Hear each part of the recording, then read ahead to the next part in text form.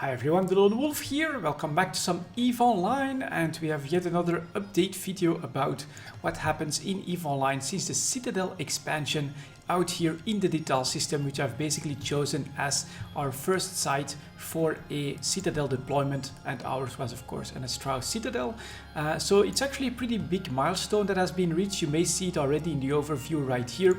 A new Citadel, a third Citadel, has been deployed in Dital, and this one is called Atlantis, and it's a Fortizar, so a large Citadel with a player-owned market. Someone beat me to it, so on one hand this will of course mean that there is a bit of change of plans for myself. On the other hand, this is incredible to me, because this is right in line with what I in fact wanted to do longer term, develop the Dital system, and someone has actually just come out and done it. So pretty damn awesome in my book.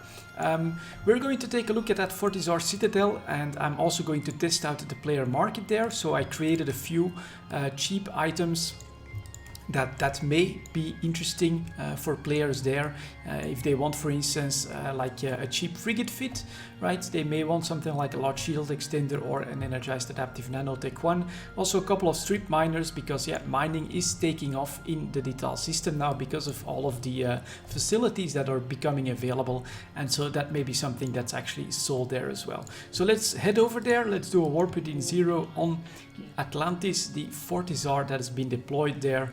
And if you're familiar with Dital, with Providence and KBP as well, the system close by, you may already know that YF means the Yulai Federation. So they're actually an alliance within the Providence sphere that are not red, don't shoot, so they in fact allow neutrals to be active, and they're the ones that have deployed Atlantis, the Fortizar. So here it is.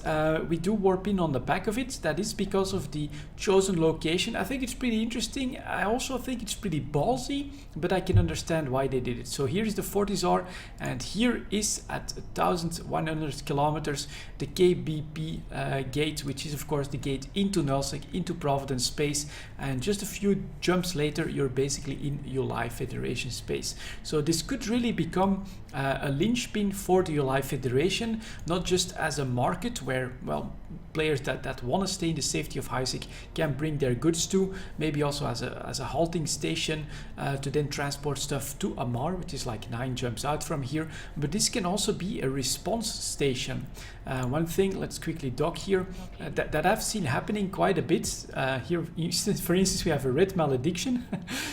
So what's been happening, I've seen it quite often, is that a fleet would come in here to harass Providence, then they would come into Dital, into Isaac, where of course combat is a lot less easy, but they would be suspects often, and so having a station right next to the gate where you could immediately undock, let's say 20-30 response caracals or something like that, can of course be a part of the reason why they've deployed the Fortizar right here. This also takes a little bit of heat off my back, I think. If there's anything that's most likely to be attacked now, it is going to be this Fortizar. So yeah, congratulations Yulai Federation. It looks absolutely amazing, especially from an angle like this, right? You've got the sun in the background, and here you can see the massive Fortizar Citadel that has been created here. So yeah, congratulations guys. This was long term what I was planning to do, and now of course I can actually change and adapt my plans a little bit. This is the sandbox in action. Pretty great to see. So I have docking rights. That's one thing that you can notice right away. Let's also take a look at the facilities. Of course, you've got ship fitting. You also have a regional market, and you have a cloning service. They have not put up a reprocessing plant. That could be because my Citadel actually gives free reprocessing at a good rate. I'm planning to upgrade to a Tech 2 rig as well, so that I can give the best possible refining yield as well. And so this will probably save them on a little bit of fuel as well. This can basically become the market hub of Dital.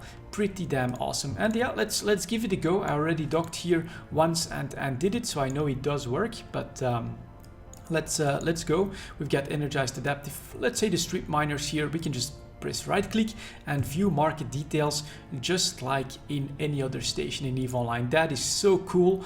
That really, in my opinion, is pretty damn cool. So we can already see that nobody is selling strip miners at the moment in Dital. Of course, this is a new market, so it will need to be seeded, but that gives me and newer players that want to get into industry, I think, the perfect opportunity to try this out. This is really great. I think for Dital, for Providence, and for just new players, this is a great opportunity, and I think it's an awesome development.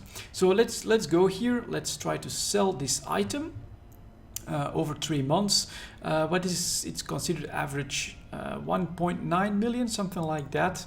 So let's try selling them for 2 million. Let's try to be positive, try to make a little bit of profit, because we are amongst the first here. And then of course the one thing that you will want to pay attention to at this point, this seems quite fair. You've got a broker's fee of 1%, which I think is less than in a station, and then you have a sales tax of 1%, which will go to the owner of the Citadel. But it's less than in a station, so this is of course comparatively better. But that is also maybe the one warning that I should give you. All these access points, all these services are fully customizable by the owner, and let's say that they don't like you, let's say that you're red to Providence, they can deny you access, they can tax you up to 100%. I think that they can go really crazy there, and that is something that you do want to be careful for.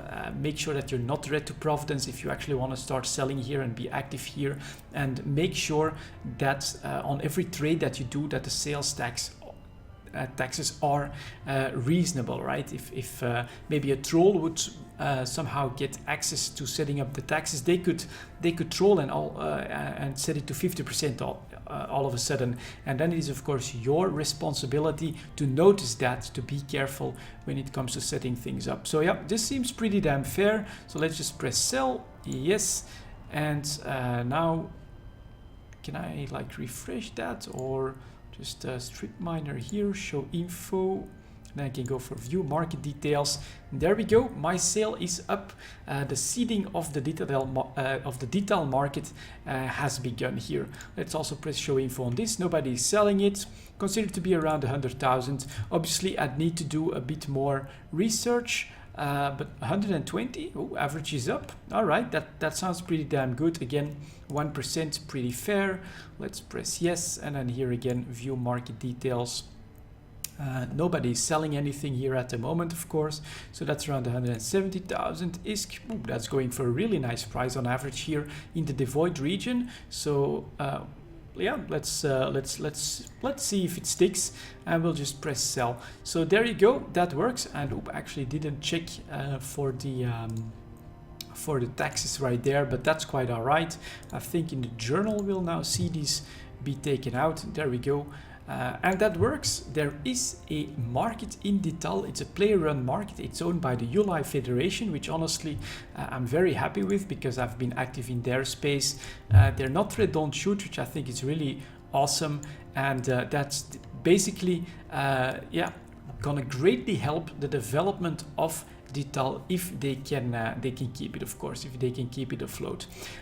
So that is of course one thing. I'm no longer planning to set up a Fortizar in Dital unless maybe they would lose it, or unless there would be a reason for me to do so. But I think that, of course, the Yulai Federation and Providence want to expand basically their influence to Dital, and so they will try to enforce, for instance, people that are red to Providence, that they'll maybe not give them docking rights in Dital, especially with wars and stuff like that.